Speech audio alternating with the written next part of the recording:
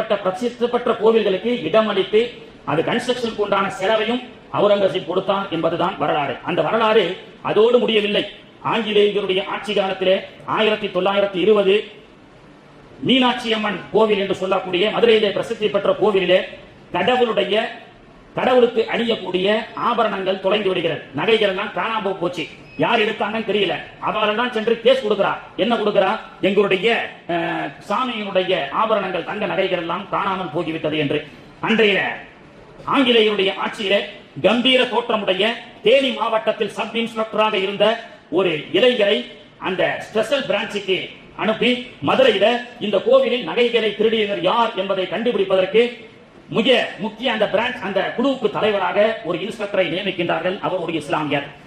அப்பொழுது மதுரையில் இருந்த சில இந்து மக்கள் சொன்னார்கள், கோவில் நகை திருடப்பட்டதற்கு இஸ்லாமிய இன்ஸ்பெக்டரை நியமிக்கின்ற அரசை எதிர்த்தார்கள். ஆனால் அந்த அவர் மீது இருந்த நம்பிக்கை, அவர் சொன்னார், 1 மாதம் மட்டும் எனக்கு கொடுங்கள், அந்த கோவிலில் காணாமல் போன நகைக்கு திருடப்பட்டவர்கள் யார் என்று குற்றத்தின் முன்னே அவர்களை நிறுத்துகின்றேன் என்று 1 மாதத்துக்குள் அந்த குற்றம் செய்யப்பட்ட திருடிய அனைத்து திருடர்களையும் அவரை எல்லாத்தையும் குற்றத்துக்கு முன்னாடி நிக்க வைத்தார். அவர் யார்? கம்பம் பீர் முகமது பாவலர் என்று சொல்லக்கூடிய உத்தமபாளையத்தில் பிரசித்தி பெற்ற கம்பம் பீர் முகமது பாவலர் அவர்தான் அந்த போலீஸ்காரர் என்ற வரலாறு. கண்ணியத்திற்குரியவர்களே, இறை மகா முகலாய மன்னர்களையும் தாண்டி இறைநேசர்கள் என்று சொல்லக்கூடிய தக்கரை பீர் முகமது அப்பாவாக இருக்கட்டும், கம்பம் பீர் முகமது பாவலராக இருக்கட்டும், இவர்கள் எல்லாம் இந்த தமிழுக்காக, இந்த தேசத்திற்காக செய்த தியாகங்கள் 1, 2 அல்ல. அப்படி 1920 கம்பம் பீர் முகமது பாவலர் மீனாட்சி அம்மன் கோவிலில் திருடப்பட்ட அத்தனை நகைகளையும் கண்டுபிடித்து அந்த திருடர்களை எல்லாம்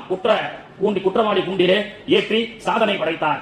அந்த தொண்டு இஸ்லாமியர்கள் கோவில்களுக்காக ஜாதி மத பேதமின்றி எல்லோருக்கும் இன்று வரை எல்லா மக்களுக்கும் உதவி செய்யக்கூடிய நல்ல மனப்பான்மை அன்று முகலாய மன்னர்களோடு நிற்கவில்லை. 1920 பிரிட்டிஷுடைய ஆட்சியோடு நிற்கப்படவில்லை. இன்றும் தாராபுரத்திற்கு சென்றால் ஒரு போர்டு போட்டப்பட்டிருக்கும், ஒன்றே குலம் ஒருவனே தேவன் என்று. அங்கே அந்த போர்டு போட்டப்பட்ட அந்த வழியிலே ஒரு பிளக் பாயிண்ட் 65 பிளக் பாயிண்ட்கள் வைக்கப்பட்டிருக்கிறது. தாராபுரத்திற்கு சென்றால் இன்னைக்கும் நீங்கள் பார்க்கலாம்.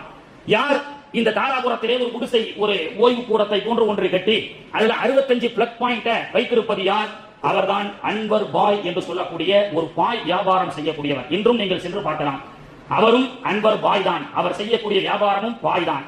அன்வர் பாய் வியாபாரம் செய்யக்கூடிய அன்வர் பாய் தாராபுரத்துல ஒரு குடிசையை அமைத்து வழிபோக்கர்களுக்காக தங்குவதற்கு ஒரு இடத்தை கட்டி அதிலே 65 பிளக் பாயிண்ட்கள் போடப்பட்டு அந்த போர்டிலே ஒன்றே குலம் ஒருவனே தேவன் என்ற வசனம் எழுதப்பட்டிருக்கிறது. எதற்காக